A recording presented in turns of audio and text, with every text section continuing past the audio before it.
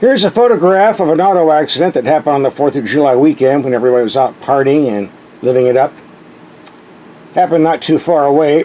I can understand how the Chevy on the right got there, the Chevy on the left got there, but I'm not sure how the Kia in the middle got there. Here's another shot. 2 Chevys versus 1 Kia. I don't think that was a fair fight.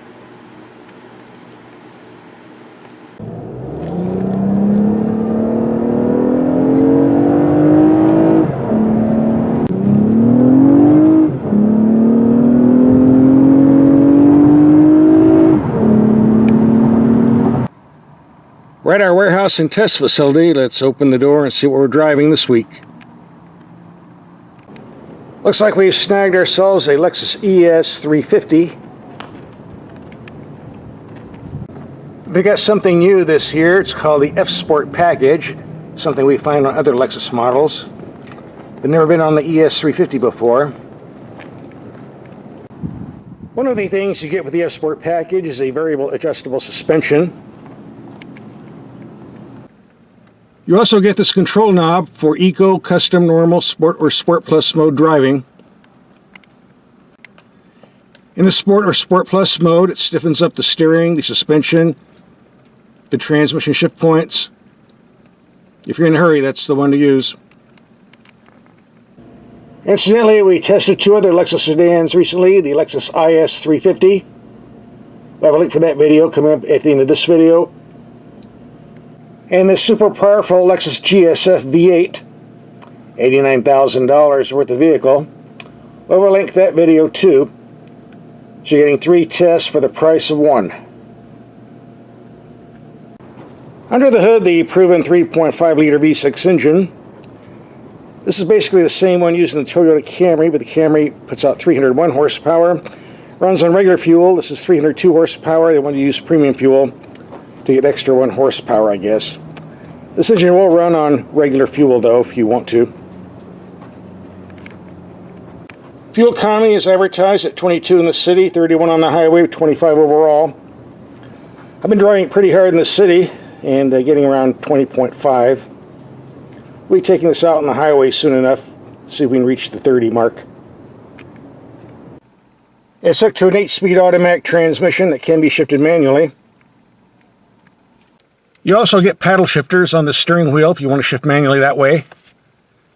And they belong on the steering wheel, not on the steering column like the Italians do, which is a dumb place to put it. Steering wheel is a smart place to put it. Lexus got it right. We have some good features in the cabin. A nice large 12-inch infotainment screen. I think that was charged extra. We'll look in a minute and see. A nice gauge cluster with lots of useful information, although we do get a lot of glare, which is common on Lexus vehicles. I guess I'll just have to live with that. There's no room in the glove box unless you take that thick owner's book out. Better idea just to toss it in the trunk. On some Lexus vehicles, the infotainment screen is controlled with a swizzle stick. But on this vehicle, it's finger touch. There are a lot of YouTube testers telling you how easy it is to operate this. Yeah, they're sitting still. Doing this at 75 miles per hour is no fun. The stick is a better system, but this is what you get on the ES350. It takes practice. Once you get the hang of it, you can live with it. But like I said, doing this at 75 miles per hour or on a bumpy road is no fun when you're using your finger instead of a stick. Take some practice. This one had the optional bulletproof windscreen, so when the terrorists are firing their AK-47s at you, it bounces the bullets off. Okay, I'm just making that up. It just blocks the sun out. We do get a real clock, but it's hard to see right now because we got a lot of reflection from the sun. It looks more clear in person than it does in the camera. Sort of. The climate controls were easy to use. Simple buttons. I really like the F-Sport seats. They look good and they feel good. They'll be great on a long trip I have planned tomorrow. If If you're wondering what the price is, here it is with all the options. $3 grand for that nice stereo 1800 watt and navigation system.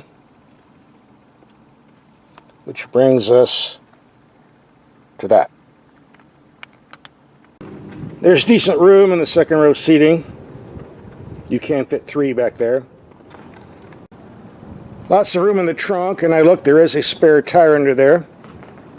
A lot of Lexus vehicles, you don't get that.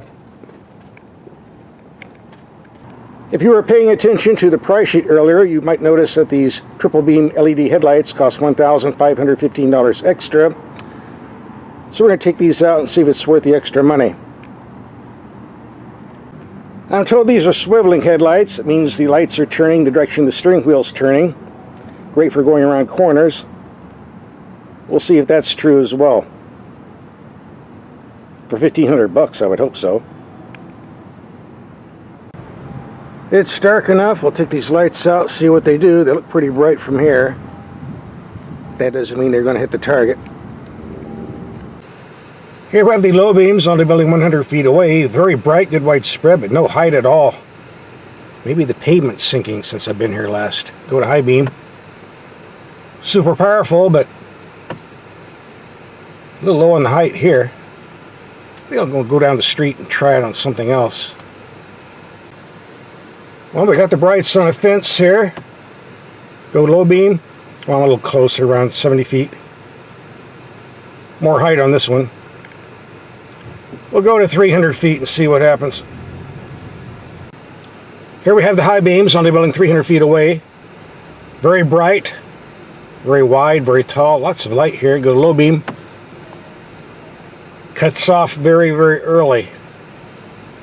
I can't measure that, but it looks like around 40 feet to 60 feet on the right. That's a little bit too short for me. Maybe okay in the city, but backcountry roads, no way. You'll need to do this. By the way, these headlights do turn when the steering wheel turns. As you can see, hopefully. Comes in handy when you're taking tight corners at night. And when you turn the steering wheel in a parking lot, you also get side lights, so you don't run over some drunk staggering around. The power steering of the Lexus is electric, but it feels hydraulic with excellent feel feedback. Actually, one of the best systems on the market. Too bad the Germans don't copy it. Their power steering is far inferior to the ones that we get on the Lexus. As we're doing all of our videos, we're going to take some mild speed humps around 20 miles per hour to evaluate the suspension performance on impact. And I'll have this in the normal mode. Here comes bump number 1. Heard it, but didn't feel it. Number 2.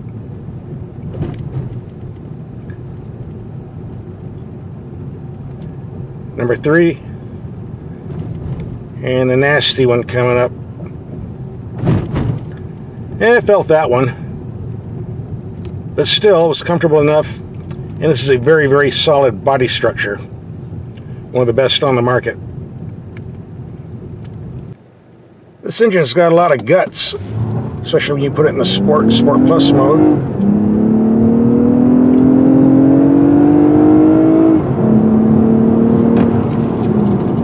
Nice brakes too. By the way, when you change the function modes, the gauge cluster also changes to let you know what's going on. Here's Sport, Sport Plus, Eco. A nice entertaining light show for your 54 grand.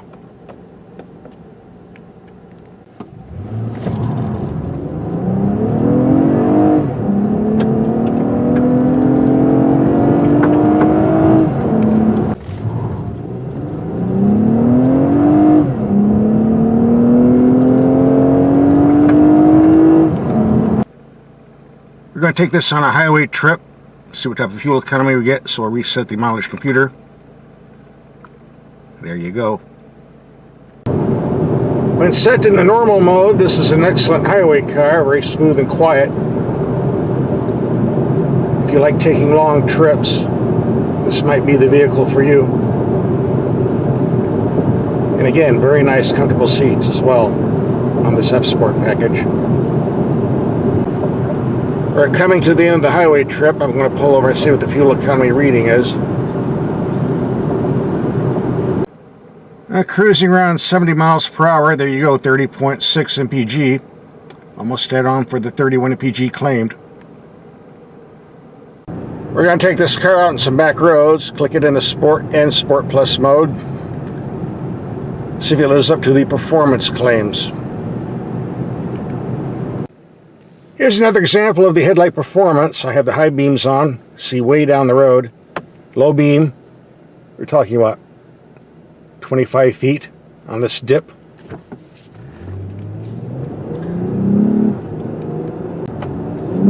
So it wouldn't be a good idea to drive with low beams on this road because there are a lot of mountain lions, skunks, and other things out here you don't want to hit. Has a tendency to get them upset. Well, I just ran over a rattlesnake. Even with the good headlights, didn't have time to stop. I think he's dead. Yep. When you put the vehicle in the Sport Plus mode, the exhaust lets out a very loud growl.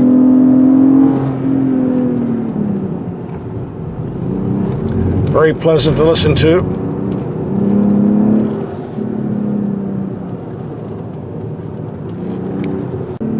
For the rest of this trip, I'm going to be using the paddle shifters to shift manually, and that's why it's a good idea to have them on the steering wheel.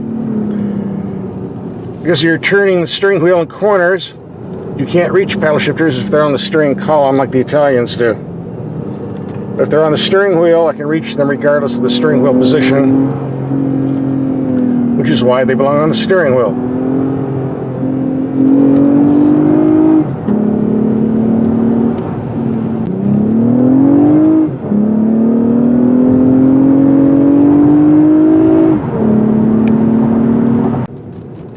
This vehicle takes corners pretty good in the sport mode. Now, it's not as good as the Lexus RCF or LC500 sports cars, and probably not as good as the GSF sedan with the big V8, but it's definitely doing very well.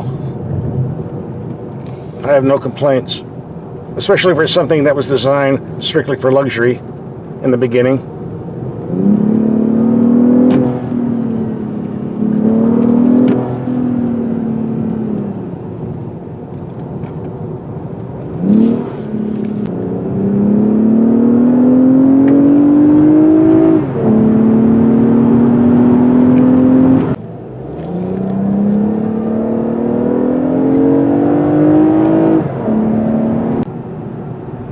That was a nice, enjoyable back road trip. I'm going to put the car back in normal mode, head back to town, and see about wrapping up this video. We're taking a return highway trip. We'll pull over and see what our fuel economy is in a couple of miles. Well, we got around 31 mpg going to and around 35 mpg coming back. Add it up, divide by 2, that gives us 33 mpg average for freeway driving. I'd say I'm impressed. That good old Lexus engineering. When it comes to luxury, the ES350 was always competitive with the fancy German sedans, but wasn't competitive with performance. The F-Sport package solves that. This ES350 F-Sport is a good alternative to the BMW 5 Series and Mercedes E-Series. And I can assure you the quality control and long-term reliability is far superior to anything that comes out of Europe. I've driven all the more expensive Lexus sedans like the GSF and the LS series. Obviously, if you need more horsepower or more room, they have the advantage. Otherwise, I think this is a far better car, far more practical too. Well, it's hard to call a car in this price tag a bargain. Well, what can I say? It's a bargain. Here's some video links to other Lexus vehicles we've driven. Just click and watch.